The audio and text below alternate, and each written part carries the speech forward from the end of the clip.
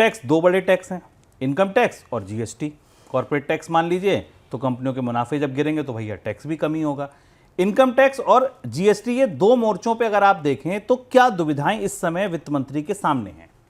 और ये सबसे दिलचस्प और सबसे रोमांचक है। और अब ये बेहद दिलचस्प रोमांचक स्थिति में भारत की पूरी टैक्स सिस्टम एक बेहद रोमांचक परिस्थिति में पहुंच गया। और इस हिसाब से मैं कह रहा हूं कि ये बजट पिछले कई सालों की तुलना में सबसे एक्सेप्शनल, सबसे अजीब सी परिस्थितियों में बनने वाला बजट है। अब आप सोचिए, अगर आप वित्त मंत्री हों और आपके सामने इनकम टैक्स में रियायत देने की मांग रखी हो, मिडिल क्लास आपसे मदद मांग रहा हो, आपको दिख रहा हो कि कंजम्पशन में गिरावट है, आप मिडिल रियायत दीजिए, लेकिन आप तो नीतिगत तौर पर यह फैसला कर चुके हैं कि सेविंग्स के लिए कोई प्रोत्साहन नहीं दिए जाएंगे, तो आप वित्त मंत्री के तौर पर क्या करेंगे?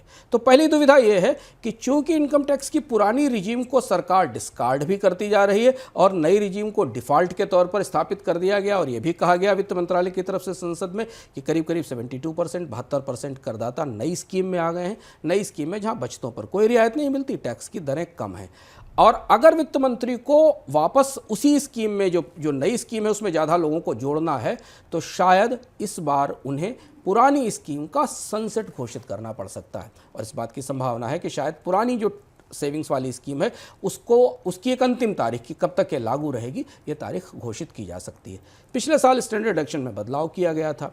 भारत में इनकम टैक्स पेयर्स का बेस छोटा, 3-4 करोड़ लोगों का बेस है। वित्त मंत्री की दुविधा यहाँ ये है कि जब जीएसटी का कलेक्शन गिर रहा है, ऐसी स्थिति में इनकम टैक्स में कोई बड़ी रियायत दी जाए जो कि मध्य वर्ग को सीधे इन्फ्लुएंस करे, इसकी संभावना कम है, क्योंकि बेस छोटा है, और दूसरा ये कि जीएसटी के रेवेन्यू में गिरावट आ रही है। एक और चीज़ यहाँ ध्यान रखना ज़रूरी, जो दुविधा खुद सरकार के मेज पर अभी दिल्ली चुनाव से पहले आई, सरकार ने पे कमीशन की घोषणा कर दी। पे कमीशन का एक अपना बजट होगा जिसका आवंटन करना होगा, जिसका खर्च सरकार को बजट में लाना होगा और राज्य सरकारों को भी लाना होगा। ऐसी परिस्थिति में जब आप तनख्वाहें बढ़ाने जा रहे हो सरकारी कर्मचारियों की, तब इनकम टैक्स में रियायत देने की गुंजाइश और भी कम हो जाती है। इसलिए हम इनकम टैक्स के में रियायत की संभावना है बजट से पहले दिखाई देती, पर जो पजल है, जो अलग अलग तरीके की बिसात बिछी हुई है, उस बिसात में बहुत स्पेस नहीं दिख रहा है कि वित्त मंत्री कोई बहुत बड़ा बदलाव करें, और अगर करती हैं तो बहुत अच्छा, इसका स्वागत है। इस बात की संभावना शायद जरूर है शुभम, कि वित्त मंत्री इस बात का ऐलान करेंगी कि इनकम टैक्स के नए एक्ट की तैयारी चल रही है और उसे आगे लाया जाएगा।